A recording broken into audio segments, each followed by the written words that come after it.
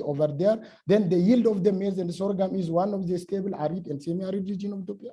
Is decreasing due to high temperature and decreasing with the less precipitation. On the other hand, increasing in temperature and the increasing heavy fall positively to the yield growth and to achieve for the sustainable development on the food security over there. And lastly, I check the variation in the rainfall pattern influences and the high temperature and the high soil moisture was influencing on the agricultural productivity and food security over there. And my expected from the research is my impact of climate variability and change in agriculture and food security and water resource, seasonal and annual rainfall and temperature over semi-arid Ethiopians. And I use the tools of when I was preparing my work, then GRADS, CDO, ArcGIS, Fortran, Stat, and R software. And expected tools are WRF model, SWOT analysis for the soil, the assessment of doing the soil moisture, and for the services are from this work. Very many sectors can use agriculture, water, DRM, health, and environmental service sectors can use for the specific area by collaborating with stakeholders and users. From that angle, my Ministry of Agriculture, Ministry of Water, Irrigation and Energy, Ministry of Health and Ethiopian Public Health Institute, Disaster Risk Management Commission, Environment and Forestry Climate Change Commission, different universities, different UN NGOs and NGO organizations. Thank you for your listening. Bye-bye. Thank you, Tamirat. So I'd like to ask the participants to continue posting any questions they might have to the two presenters who have already presented on the chat box, and then we respond to them at the end of once we're done with the presentations. Thank you. So next, I'd like to request Tamirat, let me stop your sharing. So our next presenter is Melkamu Demalesh Beyen. He's an assistant researcher at the Ethiopia Institute of Agricultural Research, Climate, Geospatial, and Biometrics program. So I'd like to welcome Melkamu to proceed with his presentation. Would you want me to present from this end, or do you want to do it from your end?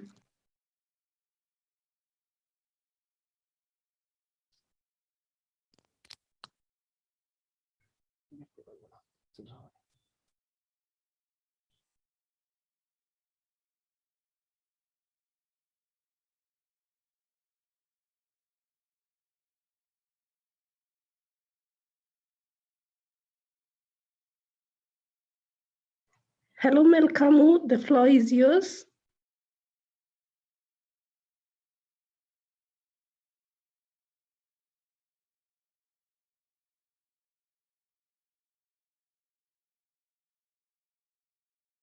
Please unmute yourself. We cannot hear you.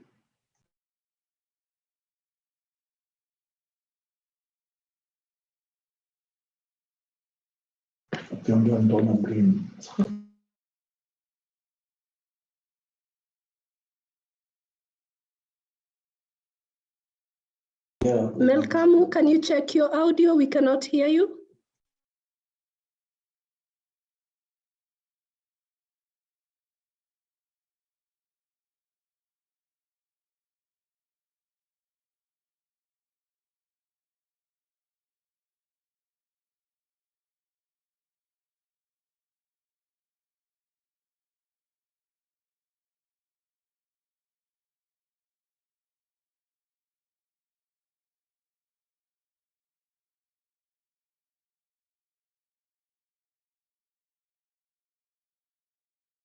So, Melkamu, I'd like to request you to recheck your audio since we cannot hear you. In the meantime, we'd want to proceed to the next presenter, who is Narendra Kumar from India, and he says that he's passionate about GIS and GIS technologies.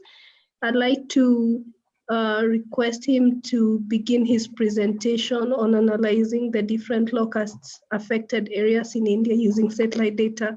And then we'll go back to Melkamu, and hopefully you'll have sorted your technology issues.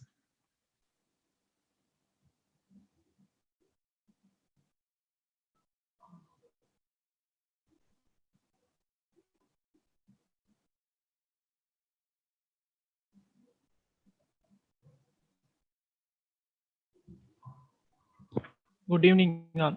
Good evening, all. Can you hear me? Is my slide visible? Yes, we can. Please go ahead. Yes. Thank you. Yeah. Good evening, all. And myself, Narendra Kumar, and my colleague Nishwaran are from India, and undergraduates from Banaraman Institute of Technology, India, and we are present on the topic of analyzing documented areas in India using data.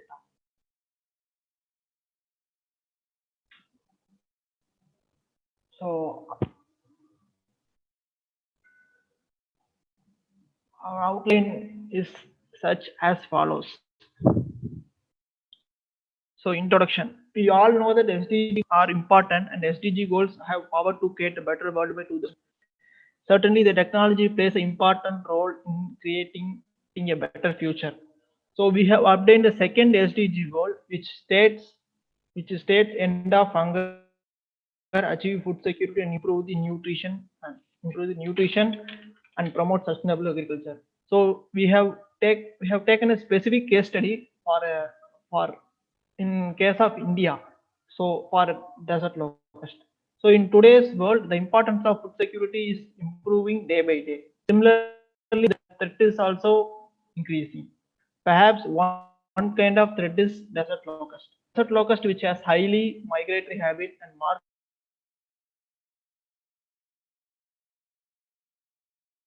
less polymorphism, is gregarious. Next slide.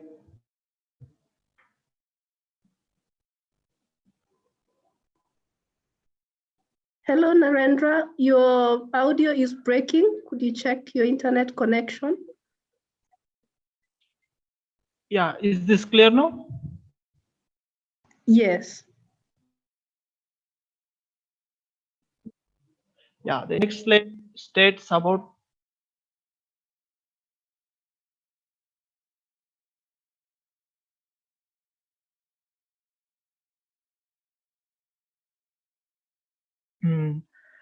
yeah.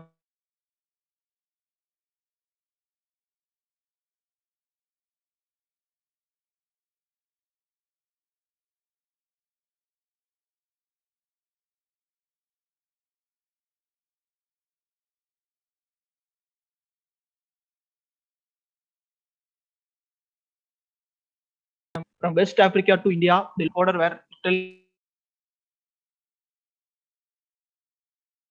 Narendra, your audio affected is still breaking. Sorry, could you try to switch off your video and see so that we see if the audio is better? So hold on a minute, I will check it out. I'll check it out.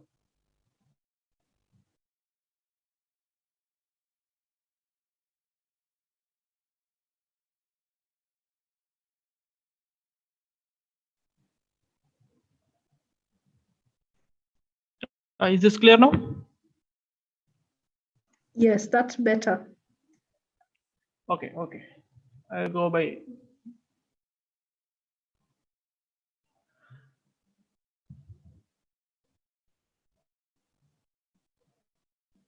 So our objective is to understand the affected areas and make proactive measures accordingly and help the farmers to claim the insurance which is obtained by government. So the standard operating procedure of PMFBY, Pradhan Mantri Faisal Beam Yojana, which is introduced by our Indian Prime Minister, where using geoinformatics it could be solved. So we have taken a specific step to resolve that. So first of all, what we did, we downloaded our region of interest from Google Earth Engine, a 16 days global NDVI index, which is been occurred 16 days global NDVI index, which is been occurred all over the India, and we have downloaded the data from Google Earth Engine, and we have computed into the QGIS scale of 0.012 the NDVI for the NDVI value, and we have compared the ground truth data which is obtained from Locust Control Organization India every 16 days. I would like to emphasize here the 16 days here from Google Earth Engine and the data which is obtained from ground truth are equally important. So the discrete interpolation are done accordingly, and the integrated data are approached. So I would like to proceed further by handling to Vigneshwaran, who is my colleague, and he will emphasize it better. Over to you, Vigneshwaran. Thank you, Narendra Kumar. Let's move on to the next slide. Am I audible? Yeah, audible. Okay. So in this slide, we are looking at the satellite image and the ground truth data of Rajasthan on July of 2019. So on the left side, you can clearly see the satellite data that is obtained by the Moody's Terra dataset along with its NDVI values. On the right side, we can see the ground truth data that is collected by the Locust Control Organization. Now let's move on to the next one. Okay, in this slide, like before, the data are same, but on 2020 of August. Okay, here we can clearly understand the affected areas on the highlighted region.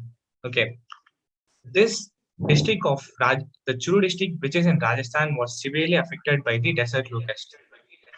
That is group hoppers. So if desert locusts were not taken seriously, it could pose a major threat to the food security of the nation. Let's move on to the next slide.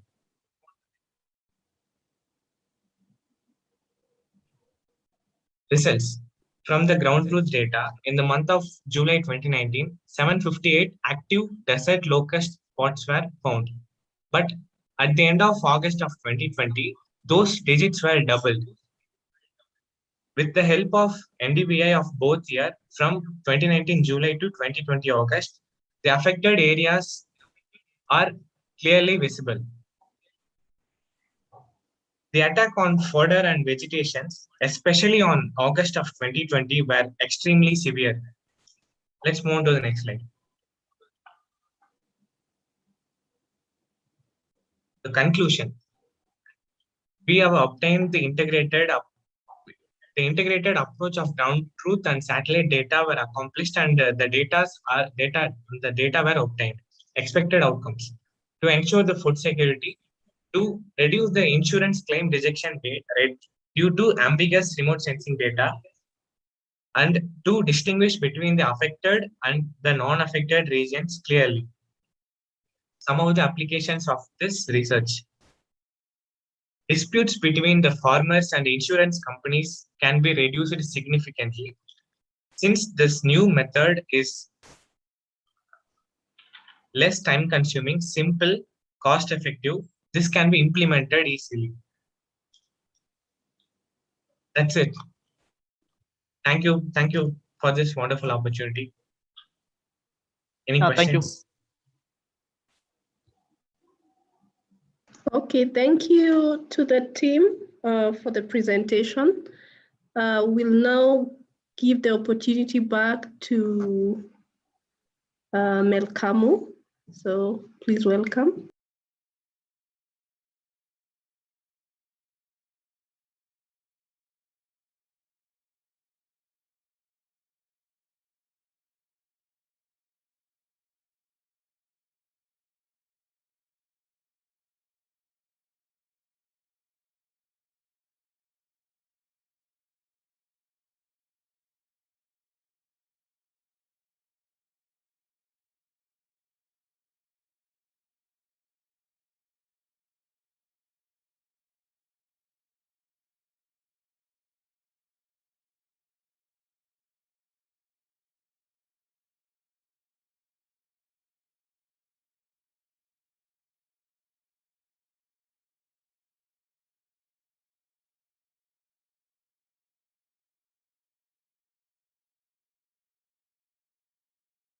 Hello, Melkamu.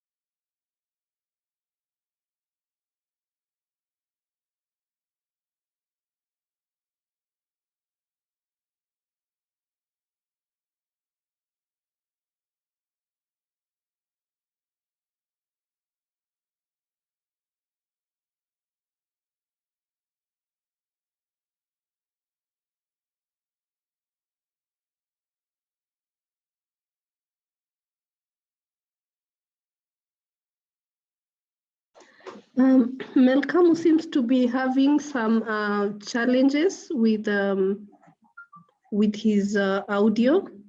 So what I am going to suggest is that we can begin taking questions from the audience as we give him a few minutes to figure out the audio challenges. If you get that sorted, Melkamu, kindly chat our secretariat or myself so that we can give you a chance. And also, I'd like to check if we have Alem Tesfaye on board. Is he able to join in?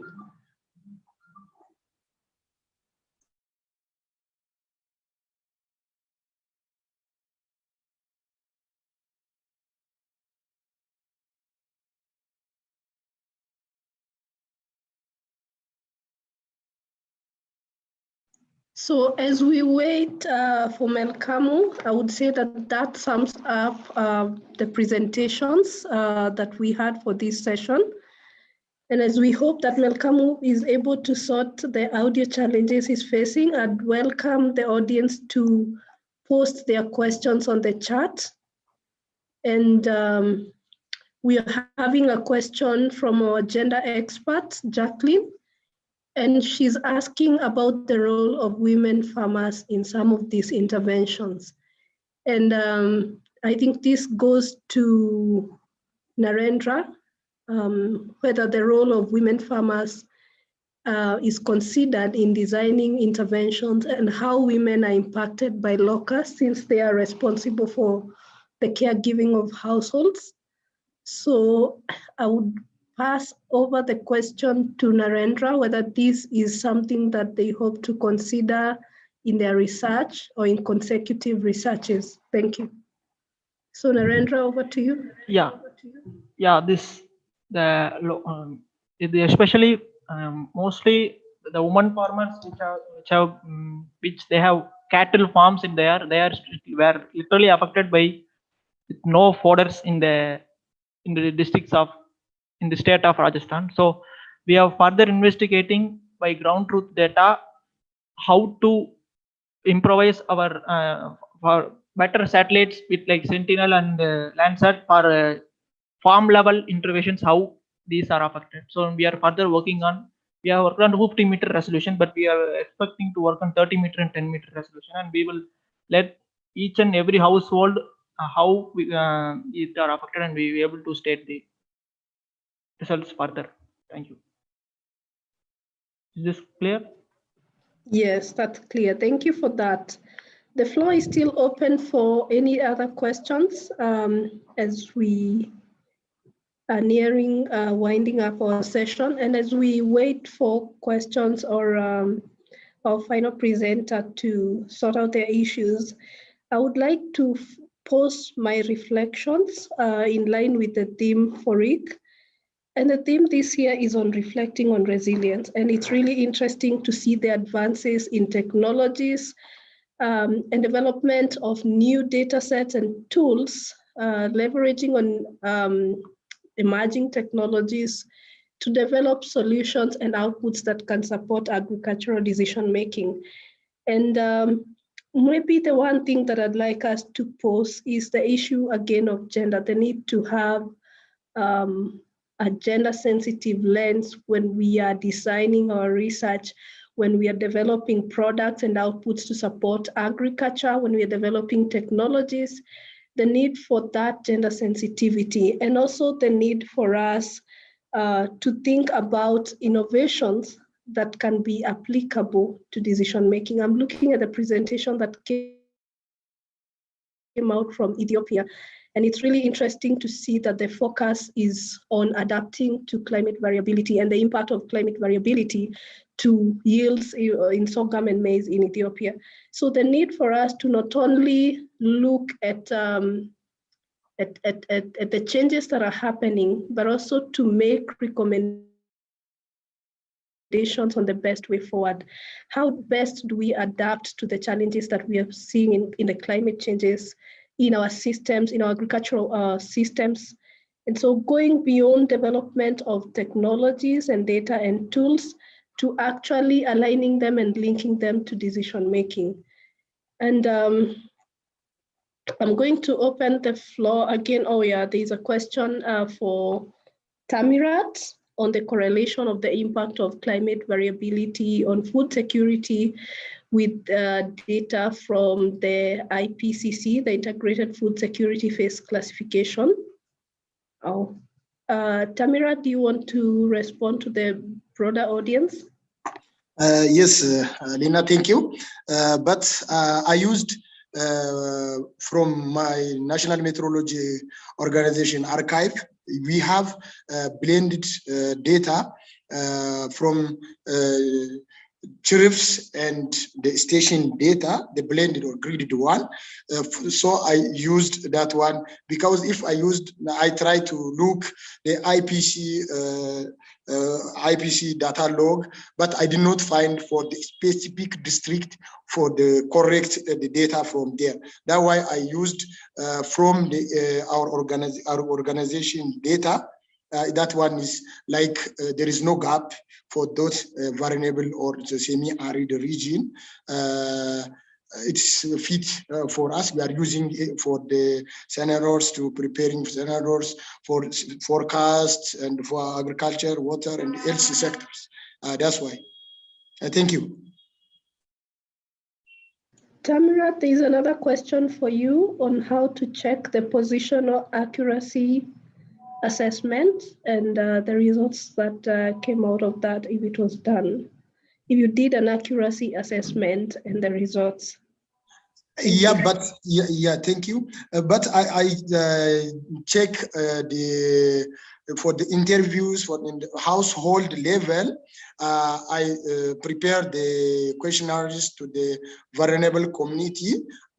As I can say from my work, I choose semi-arid region. One is lowland, one in highland areas. So I did the regression correlation from the ground ground observation. So my work is directly correlates what they said and what kind of climate crisis was happen and how those crop stable both long cycle crop sorghum and maize over there, and the result is also directly shows that one. I did not I did not address all things, but I put it everything's in my work. I think Linana can share those all my results and what I address and what I assess. Thank you.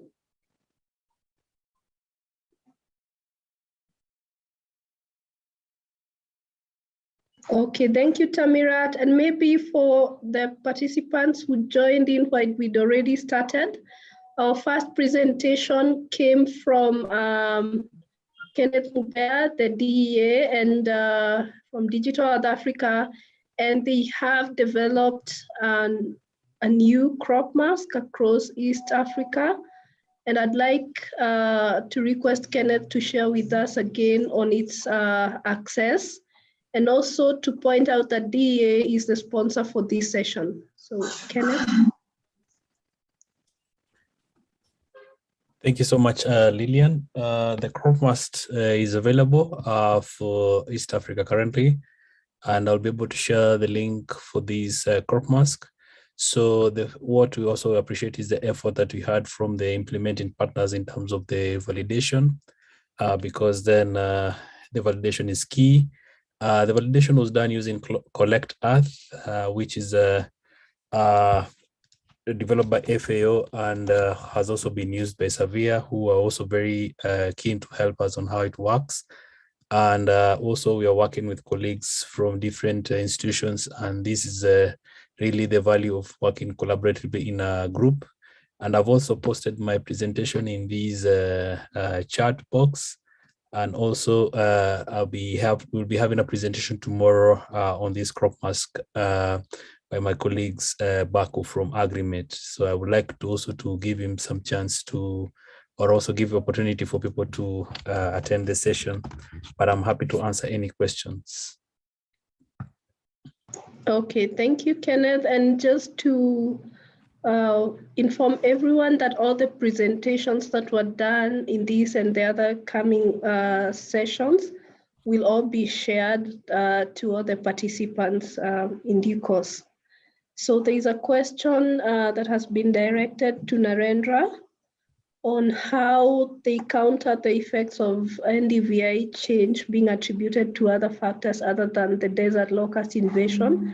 We are talking about human and other climatic factors. So Narendra, over to you. Was this a consideration? And also maybe from my end, was NDVI, adequate as a single indicator in detecting these changes? How did you separate the human and climatic effects of vegetation change versus the desert locust influence change? Yeah, first of all, I would like to answer the first question, and next I will come to you. So it will be okay. So counter effects NDVI. So we have downloaded the different data sets at the different period of time, and from 2018, 19, and 20 up to July 2021, we have analyzed it according to the NDVI values, where NDVI values, and we have seen ground truth data, and we have interpolated the very carefully, so we can differentiate the locust which has been invaded. And so the different time series of NDVI values are being uploaded and analyzed, and final output of these two were regulated. So human intervention and climate, other factors are also important. So we have differentiated these two by collecting various set of period of NDVI images, and we have analyzed it. So we have specifically with the ground truth data integration, we have specifically took a simpler specifically taken one district, which is Churu from Rajasthan, and we have measured the locust invaded vegetation. So that would be reliable, more reliable of ground truth data. It would be easy for identification of locust in particular district. And we have checked the precipitation data, and we have checked out the human intervention through the various verified things, so which could be not invaded from NDVI, it will be differentiated. So we have taken in that order when we have obtained NDVI. Thank you. This explains both of the questions, if I am right.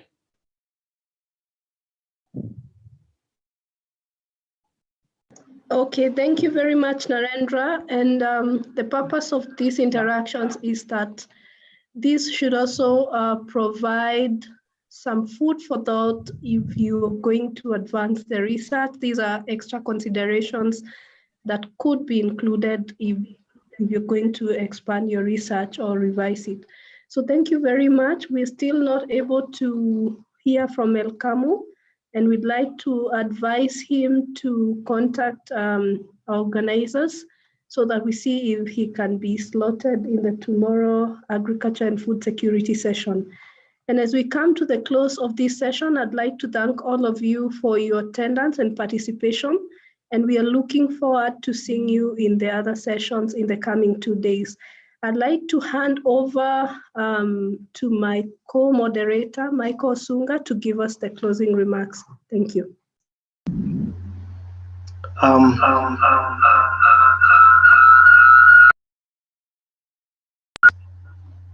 Thank you so much, Lillian, for handing over to me. To all the participants and the presenters, I would want to give you a token of appreciation for taking your time to prepare the presentations.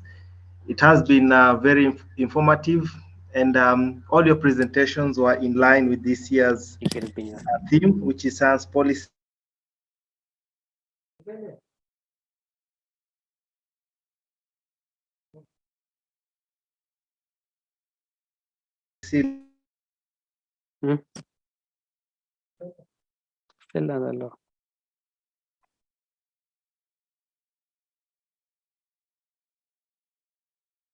And this will be having more impacts for decision making. So you can work collaboratively with mandated institutions to do with desert locusts, to do with climate change, so that your publications can be applied across board. So I wish you well, a splendid evening, a splendid morning, and a splendid afternoon, and looking forward to you also attending the other plenary sessions going forward. Thank you so much.